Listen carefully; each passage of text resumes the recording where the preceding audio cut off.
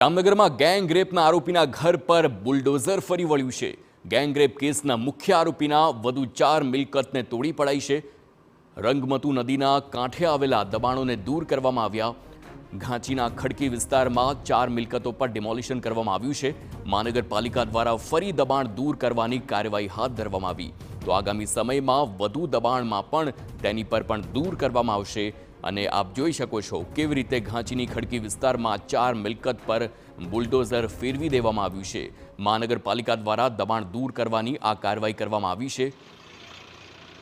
તાજેતરમાં જ આરોપીના farm house પણ બુલડોઝર ફર્યું હતું, તેને પણ તોડી પડાયું હતું। ડિમોલિશનની કાર્યવાહી દરમિયાન જિલ્લા પોલીસ અધિક્ષક પ્રેમસુખ ડેલુ અને ડીવાયએસપી સહિતનો પોલીસ કર્મીઓનો કાફલો પણ હાજર રહ્યો હતો અને આ કાર્યવાહી હાથ ધરવામાં આવી હતી। आने ऊपर लगभग 6 થી 7 गुना है। અત્યારે ગેંગ રેપના કેસમાં જેલ में बंद है हुसैन वांगा।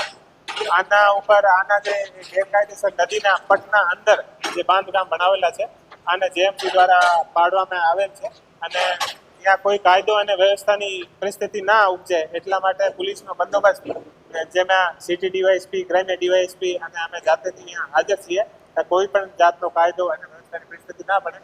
અને હુસૈન વાંગા તમને ખબર છે કે આના ઉપર આર્મ્સ એક્ટ અને એનડીપીએસ અને અત્યારે ગેંગ રેપના કેસમાં જેલમાં બંધ છે અને થોડા દિવસ પહેલા જિલ્લા જે વહીવટી તંત્ર છે આને દ્વારા પણ આને 11 વીઘાની જે ગોચર જગ્યા હતી આ ઉપર ગેરકાયદેસર રૂપ ત્યાંનો ફાર્મ હાઉસ બનાવેલો હતો। આ ફાર્મ હાઉસને નો દબાણ દૂર કરવાની કાર્યવાહી પણ કરવામાં આવે।